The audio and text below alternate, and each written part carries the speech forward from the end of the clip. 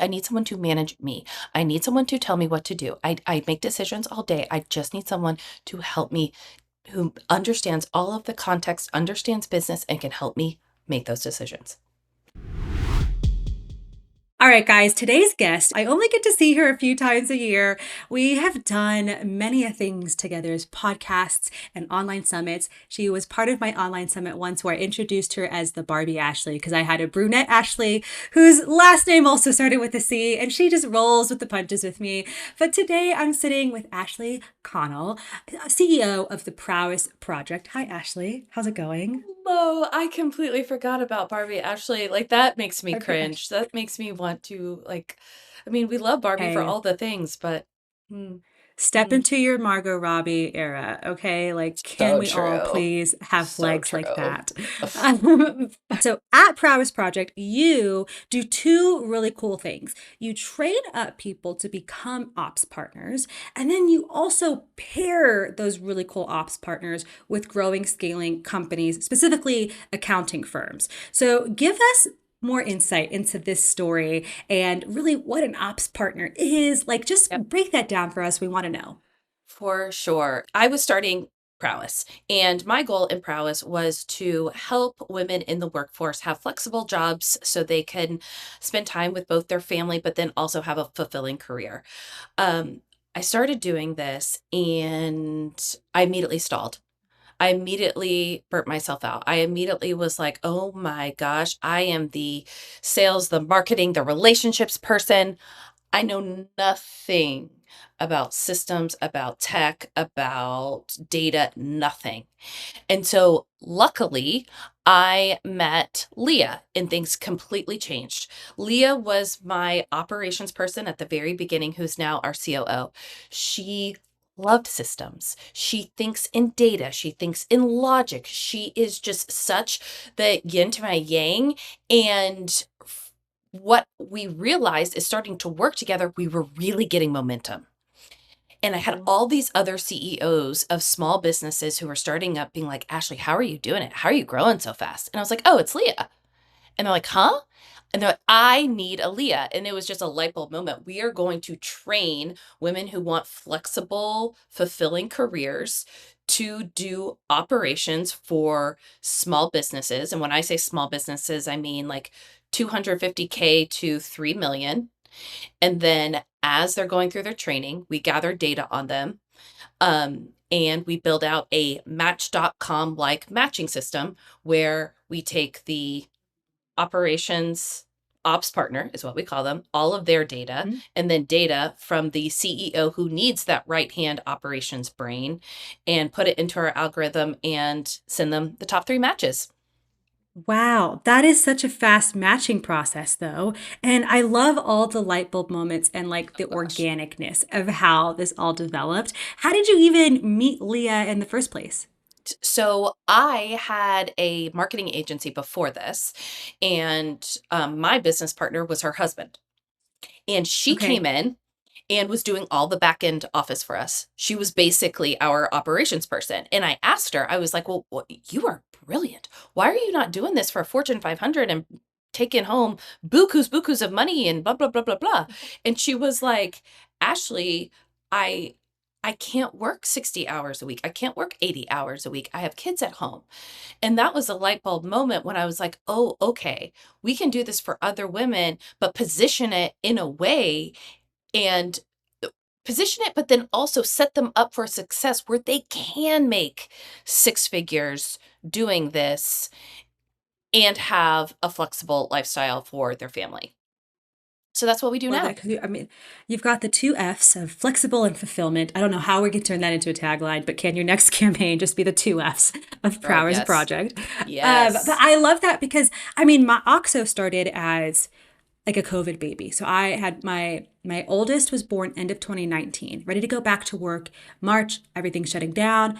Cool, stay at home mom for a bit, losing my mind. Like, blessed be Yep. to stay at home moms. Not my vibe, could not do it. Like, I need to do something else. So I started OXO, and I always had these kind of guardrails up of like, okay, this is what I'm not willing to sacrifice to build this business. Like I will not get into the trap of like entrepreneurs that work 60, 70 hours a week, which is interesting because a lot of my clients are that, where like they like to be busy and I like to be busy too, but like I'm not going to sacrifice all this great family quality time in order to build this empire. So the fact that you had these light bulb moments and then also had the guardrails and the structure to help these women find jobs. And I think in some of your content, you have some data points around this. That's going to be a theme for us, I think, is data points.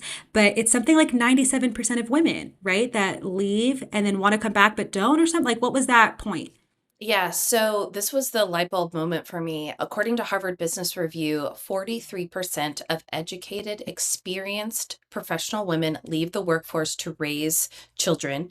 When they are out for just 3 years, they lose then 37% of their compensation power forever.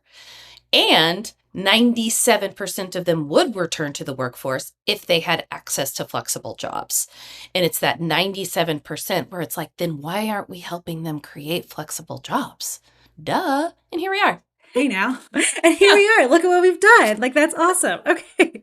So then okay, let me go back to something you said earlier as well, as far as data points. You kind of have like this match.com thing Yeah. going on. And so what are some of those key points that you're evaluating these women on? And then also then on the flip side, what are the key points you're evaluating the CEOs on to then be like, this is why you're a great match? Yes. So the CEO and whatever you want to call it, operations, mini COO, online business manager, operations manager, right hand person, that relationship needs to be ultimately so compatible because the CEO is going to grow the business, scale the business, and they are handing off essentially their baby to this operations person. So we knew that the traditional recruiting methods of, hey, I'm the CEO, I am looking for someone who knows this technology, this technology, this technology, and has done X, Y, and Z isn't enough. It's not enough.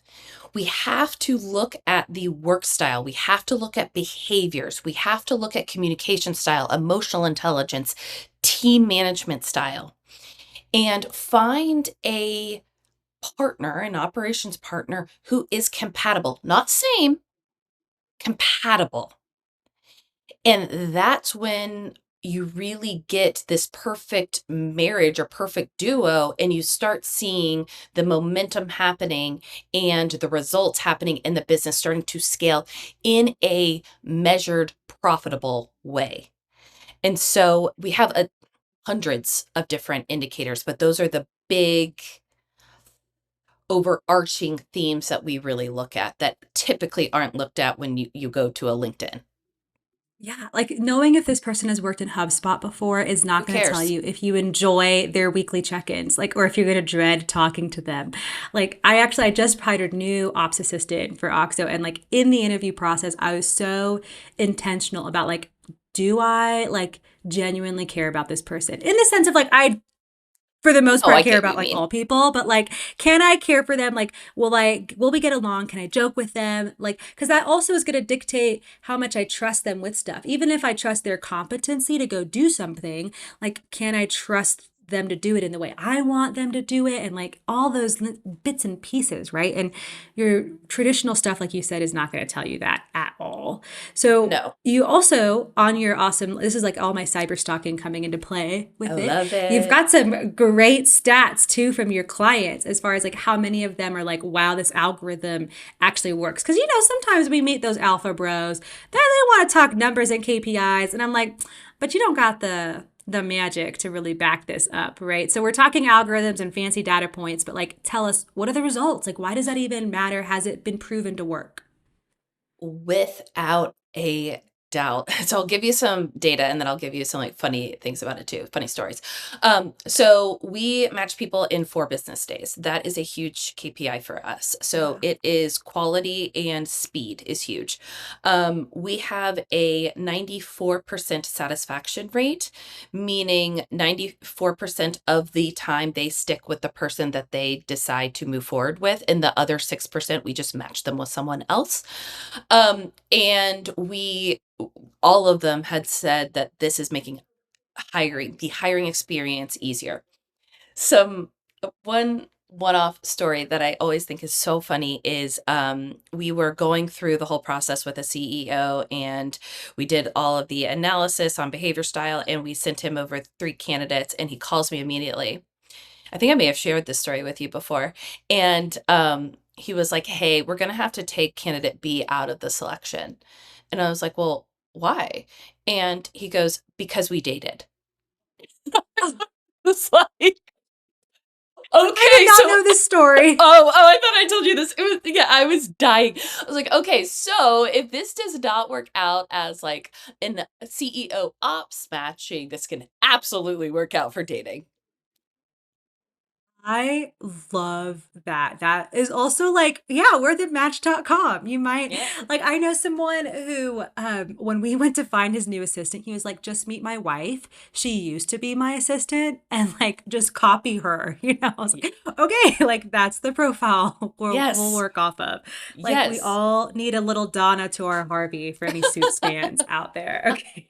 So Love it. now all of this sounds I think super simple when you explain it, but it almost because it's simply powerful, it almost dismisses like the amount of work that I know you put into it to get to a 94% satisfaction rate. So I'm also curious on the journey to get there, how, because on the show we also want to say like this is how we're going to grow simply, right? So on your journey to a 94% satisfaction rate, how were things maybe a little overcomplicated along the way even after Leah joined and there was this symbiotic relationship happening? How much time do you have? I am the queen of overcomplicating. Queen, queen, queen, queen, queen. Like I want to help everyone, and what I quickly realize is when I'm helping everyone, I'm helping no one. And so the two main shifts that we had to make in this business that have proven both times to be astronomically profitable are when we focused on one avatar on both sides of the business.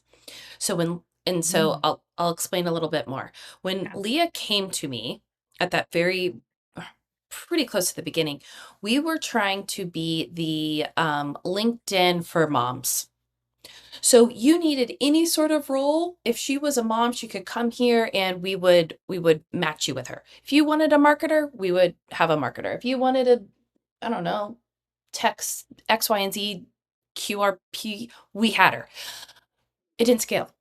It just didn't scale. Mhm. It did not make sense. And so that was probably about 3 years ago. We decided, okay, we are just focusing on operations and we are just focused on operations for small professional services businesses. And we thought we had it. We thought that was like niched enough. Like, okay, we are focused, focused, focused. False. Turns out, trying to market to someone who runs a recruiting business is wildly different than trying to attract someone who has an accounting business. And so we had to, for the second time, and this was last fall, really focus on what type of CEOs is all of our outbound marketing going to be targeted to. So I'm a mom. Everyone in our business is a parent, and I know that every minute that I'm spending working on Prowess, though I love it, I'm not spending with my 2 girls. So I needed to feel very confident that every moment was focused on the right thing.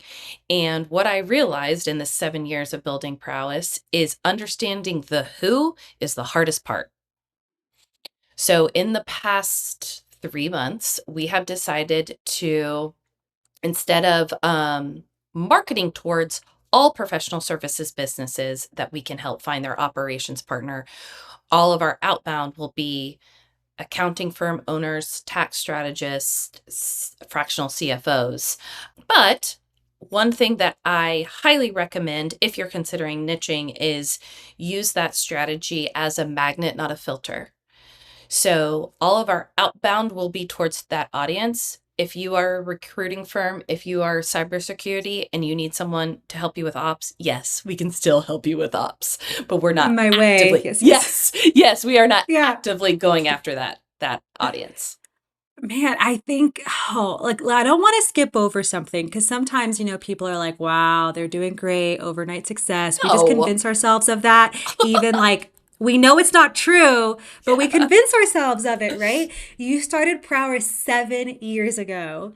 And last year, so 6.5 years in, is when you're like, oh, this is what we're meant to do. Like, the light bulb moments don't always come overnight or like as easy as we want them to, right? Not at all. Not at all. And like, let me be really clear. You never really know. Like, we are testing for 365 days this accounting niche. We have some great early indicators, including like clients and publications and all of that, that this could be a great direction for us. But we don't know. I mean, we could crash and burn. And I think that's what is incredibly stressful, but also really fun about business. Like, you don't have those same challenges in a, I don't know, when I was working at my corporate gig. Like, it was nothing like that. I was never testing this much. I was never um getting to understand people's problems at such a like primitive level to really be able to solve them and then be like, wow, I can now go solve this for this exact profile. I didn't have the ability or rank to make those decisions, and now I do. Yeah. It sounds though like there's a little bit of like a mad scientist in your Barbieisms here that like you like to test and experiment, which there I are some do. founders like they come from a corporate life and just their personality in general also is maybe a little bit more rigid, right? And so they don't appreciate the experimentation that happens in a business as you scale. That sounds like that's one of your favorite parts of running a business. Favorite part. Absolute favorite part. So my goal is to speak to 50 different accounting firm owners so that I can put together this brief, this like market research brief. And I love it because all it is understanding, getting a better understanding of this audience, but it's research. Like, what is your problem? What does success actually look like for you? If you had your, ideal operations person, what technology do they know? What are they doing on the day to day? It's so fascinating. It's so fascinating. So you get all that data and then you sell that to them. Like it's Boom. easy, guys. Just here we go. I just made business Like, it's simple. hard, Go out. Elvis? Yeah. Right? Like find the goal at the end of the rainbow, guys. Okay. Okay. So let me also go back to you. You niched down on niched all the things on both sides of the business. You talked about how you didn't just start. You stopped attracting like any and every mom on LinkedIn and focused on the ops part. But then also earlier you listed like 6 or 7 different possible job titles that people Totally. could be looking for. And so I think this is an interesting way of how we also overcomplicate things because while someone might be trying to figure out their ICP and their avatar and all the things and you're chat GPTing to shortcut your market research instead of talking to the 50 companies, you're making assumptions about pain points. And in those assumptions, you're using how you speak about a problem instead of how that client speaks about a problem. So I want to know, like, how did we get to even calling them as an ops partner? How did you even discover that that was jargon for your industry? The issue is I could call it whatever I want, and every single firm owner would call it something different. And that's something Mhm. that I just had to realize and understand, like, hey, this is part of this. I mean, it's like that in any department. Like, talk about like marketing. The difference, but someone will say, hey, I'm looking for a marketing coordinator. And that means something What? wildly different Mhm. to the 10 people that you speak to. And so that's why we even went with like an ops partner versus like director of ops, because ops partner gives it feels like this person's really in it with you, which that is our goal. But then also, it's not a role where you come in with all of these preconceived notions of what this person is going to do or what they can't do or what they can do. And again, candidly, we're still figuring it out. That may crash and burn with this audience. We may change it again, but it's all part of it. Here we go. Here we Oh go. man, that's how I approached my one of my old podcasts of construction trailblazers. I was like, okay, we're just going to see how it goes in the construction industry. At the time, I was going after a lot of like construction companies for process improvement, and then I was like, oh wait, all the consultants that serve the construction industry that I'm talking to need virtual assistants, and like I love that side of my business. Like in 2024, I pretty much killed that off. And I was like, why? Like I love my people on that side. Let's bring it back. And so it's one big hodgepodge of experimentation. But when you can experiment with intentionality, that's when you bring the profit, right? That's what I was just about to say. There's this fine line between Mm. experimenting and then bright shiny object syndrome. And that's another thing, as a like having that operations person with you to keep you accountable to, hey, Ashley, we said we were going to test this for a full year. And by testing this, this is what it means. These are the actions that you said, Ashley, you were going to go do to give this the shot that it deserves to see if we're going to prove this right or wrong. And so, I mean, half of Leah's role and all of our talent is keeping teams accountable. Oh wow. I was gonna ask in that of like in your mad scientisty days, like how do you actually keep yourself in check? And how I guess we know the answer is ultimately Leah, but like how has that relationship evolved when like oh actually I'm gonna push back. Like I know she's trying to hold me accountable, but I'm gonna push back like as the visionary, I see where my idea can go versus when you kind of relent and let her like keep you in check. I think that's part of the chemistry, but also um it is why the communication compatibility is so important. Interesting. I'm going to put words in her mouth here, but she can probably tell when I'm just being lazy or bored and don't want to go do something versus, oh wait, Ashley uncovered something that is against our hypothesis. We do need to pivot. I'm very obvious when I'm being one way or the other. And Yeah. so I think she could sense that. And I think most CEOs are like that. And so you just need to, at the very beginning, make sure that the communication is clear. And one of the very first things that I highly recommend all of our CEOs and ops partner do is talk about how you like getting and receiving feedback. So huge. It's interesting because you usually think about like how the CEO might give the ops partner feedback, but then there's also like the two-way communication there. So what types of feedback is it really like accountable feedback, or what are the other types of feedback that an ops partner might be responsible for with their CEO? Think it's a lot of it's accountability, but then also looking at the entire relationship. The ops partner will look at the entire relationship and be like, hey, this part feels bumpy. I believe it's because you are saying XYZ. I think you mean ABC. Can I help you make this communication a little bit clearer? It's those type of things, not like, hey, do this differently. It's more Mhm. of being that mirror back to the CEO and saying, you hired me to keep you accountable. You hired me to manage you. You hired me to make sure that the business is profitable. And I'm not serving you as the individual, I'm serving the business. This is what is right for the business. It's all the tough love. And it sounds like going back to like remembering who these people are, they're the moms. Like I'm just thinking of Totally. all the emotional intelligence that they have learned from being a mom.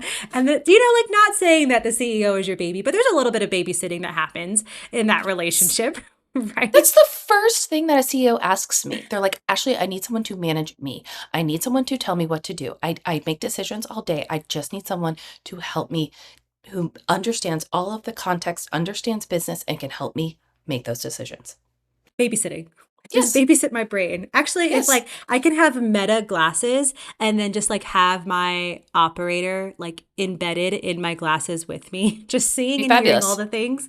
That's all. Yeah, that's all I need. Like, Yes. someone make it happen, please. Patent the idea. But okay, so we talked a little bit about how you have aimed to simplify in your Mhm. profitability, bringing on Leah, understanding your ICP, also understanding like the mom avatar as well that you're looking for. I want to also really look at, okay, the results that these people are making for your clients, right? So it's a 94% satisfaction rate of like they're happy with who they're paired with, but then really what are the results of being paired with this really awesome person? And on top of that, like what are some of the common things that then those operators are discovering that your clients have overcomplicated? Like let's focus on those accounting firms a little bit. You're such a good interviewer. Like I'm serious, and I did not receive these questions beforehand, but this was exactly where I wanted to go with this conversation because I was like, "Oh, this is another thing I overcomplicated, and then we simplified, and then I could share this." Um, so you're exactly right. We did this. Of course, Leah was like, "Hey, we need to simplify what the outcomes are for these CEOs that the ops partner will be delivering." And I was like, "You're right again." So we looked at the data of the hundreds of clients that we have worked with, CEOs that we have worked with thus far, and we looked at what are the top things they all needed. And we realized that it was a four-step method. It starts with an audit. So the ops partner comes in, audits the entire business to understand what is there, what is not there. They then look at all of their systems, processes, and wrap the tech and automation and AI around it. They then look at all of the project, task, and team management. And then the final step is dashboard reporting so that the CEO has the right data and insights to make decisions moving forward. So as soon as we got really clear that these are the four things that our ops partner are going to deliver, then it made everything easier. Expectations on the CEO side, the ops partner knew exactly what to go tackle. The results are pretty clear. The sales conversations are clear. I mean, it's just simplifying that has been great for our sales Chef's conversion. kiss. Exactly. If if you as a listener are struggling with that, I would read. I think I've just been bringing this book up a lot, but like really dive into EOS and traction, and they kind of break down figuring out your proven framework and method as part of like your marketing strategy. So if you're struggling with that and you're like, wow, I want to be able to explain it as well as Ashley did for her own business, like go read that book and start there.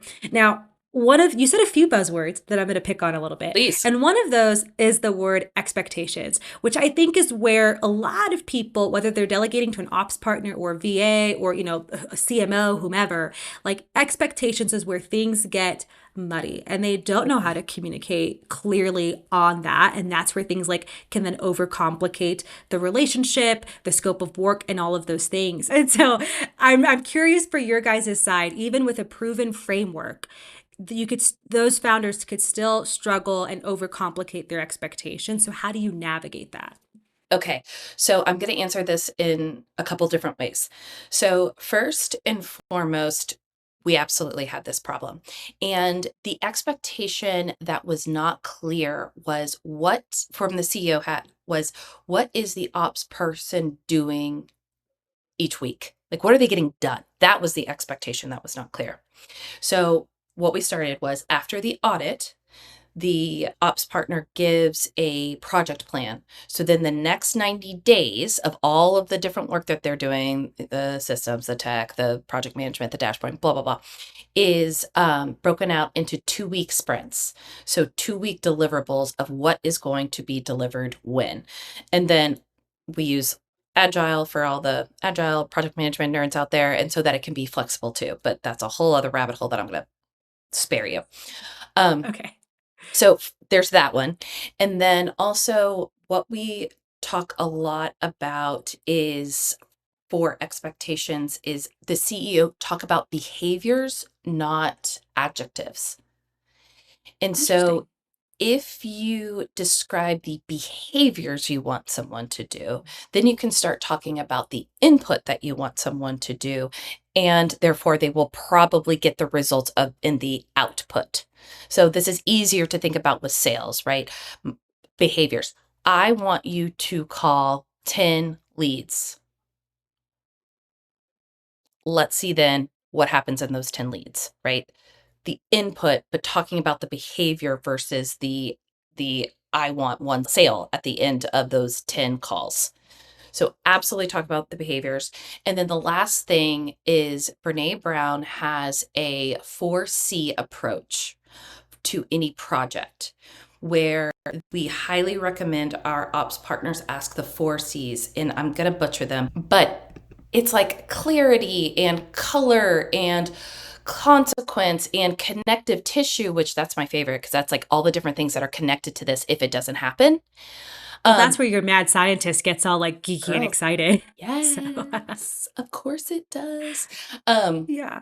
So yeah, but just asking those questions and creating a framework for the CEO to react to get the information that you need. And then you're just constantly going to be talking about, hey, this project, what went well, what went poorly. Okay, let's solve for the what went poorly next time. Yeah, but I love the focus on behaviors there. It reminds me of I did this like when I first got introduced to lean, I was working at an oil and gas company and we were doing this like lean Six Sigma training and they talked about the difference between KPIs and KBIs, so key performance indicators versus key behavior indicators. And this isn't going to be relevant for every service-based business, but the example that was given to me because it was oil and gas was like, well, a KPI would be like zero OSHA recordings, right? Well, that doesn't drive the behavior you want. The behavior you want, I see you getting excited on Yes. that. Yes? Yes. Okay. Yes. Yes. Yes. Yes. Like, Keep I'll going. I pause. love it. But No, no, like no. the behavior you want there is people being more safe, right? But what the KPI that you've set would actually drive is people not recording that an injury has happened. And so we've got to like ignore the KPI for a second. And this goes to like your sales, right? Of like what you want is more action happening on like the lead outreach or outbound stuff, not just like a sale being made. So think about your goals and like what's the actual actions and the behaviors that need to happen to achieve those goals. And like let's communicate that. That's what I heard from your example. Yes, it's what you're exactly right. It's what can that person control? What can they control? They cannot Yes. control the sale. They can't, Hmm. as much as you would love them to. And again, we're using sales. I could come up with a different one for ops if you want, but like they can't control that. They can control how many people they call. They can control how many LinkedIn people they connect with. Yeah, well, like if we want to bring it to the ops world, then like, okay, they can't control if a client is going to actually email back and schedule their check-in meeting or something, but they can control that they are staying on top of it and following up and reaching out and like looking at the deadlines and things, right? Now, I know we're coming up on time, so I want to hit to one of the other buzzwords that I always love to pick and prod your brain about because you talked about in step 2 of your framework how after the audit they're looking at processes and the tech stack and automations, and then you said the lovely little word of they wrap it in AI. And so that's another place where we overcomplicate and we get scared or like we overcommit and we don't know what we're doing sometimes as founders. So how are your lovely ops partners wrapping and putting a pretty little bow on how they're integrating AI with their clients? Completely depends on the client because I am not one to cram AI down someone's throat if they don't want it or need it. Give it to Um, me. yes, yes. I'm So sorry. first thing, you have to make sure that the systems are working. The processes are working manually. All that happens when you wrap technology around it or automation around it is you speed up whatever that process is. So if the process is broken, you are going to speed up a bunch of broken inputs and it's not going to work. Also, people hear AI and get very scared. AI can be, hey, I'm using ClickUp, the project management tool, and they have some AI features in here that would really integrate well with my CRM go high level. So I am going to use their AI tools to save my team 3 hours a week. So it's not this like mad scientists creating all these GPTs, though they can. Like it doesn't have to be that. It can really just be utilizing the AI features in the existing tools to make sure that you're getting the most out of your dollars and saving the most time. I love when someone says something simple. I'm like, this is how we make business sexy. Simplify the Oh, stuff that feels abstract and overcomplicated, you know? And so I loved that point of like, why would you want to scale brokenness? Like get your stuff together first and then figure out, okay, like how can I optimize this? But okay, coming up on time. So our last question that I love to ask people is if you were, just wrapping up our conversation, we talked about so many different things. So if there is someone that there's a founder, they know their stuff is overcomplicated. They might want an ops partner. They don't know. Like, what is your first piece of advice to them of like how they can take a baby step towards simplification in their business? a great question. I, I love a good time study. I love a good time study. And so, what I mean by that, and I'm currently doing them now, which is probably why it's top of mind, is I take at least 2 weeks and I go through, and every 15 minutes, I document what I just did. Wow, that And sounds a bit intense though. oh, yeah, girl. But you will Like be, it's yeah, you, mad scientist, got to have the data. You will be shocked at how much time you waste, how much time you could delegate to someone else, how much time you are doing stuff you hate doing. And from there, you have all of this data to be like, okay, I am going to simplify my life. What part of what I just did for the past 2 weeks didn't move the needle at all for me? And I know, I mean, we could dive into what move the needle means, but and then look at all of that and decide, okay, what am I going to delete? What am I going to delegate? And where is my zone of genius and where is it in alignment? wow. Do you get Leah to ping you every 15 minutes to be like, did you write down No, but I like did how get much babysitting happens? yeah. Oh, I got a Slack message at 7 a.m. on Monday morning saying, don't forget, it's time study week. We Yes, gotta ma'am. love our Leahs of the Oh, world. They keep love. our brains together. Like, if we didn't have the Leahs of the world, we'd all just be mushy applesauce brains, like, if we're being honest with ourselves. My gosh. You've said it perfectly. Applesauce So, brains. okay, Ashley, I always enjoy our conversations, and Me thank you too. so much for taking the time to break down the things and just chat it up with me today. Yes. Oh, pleasure was all mine. This was awesome. Thank you. Thank you. Thank you.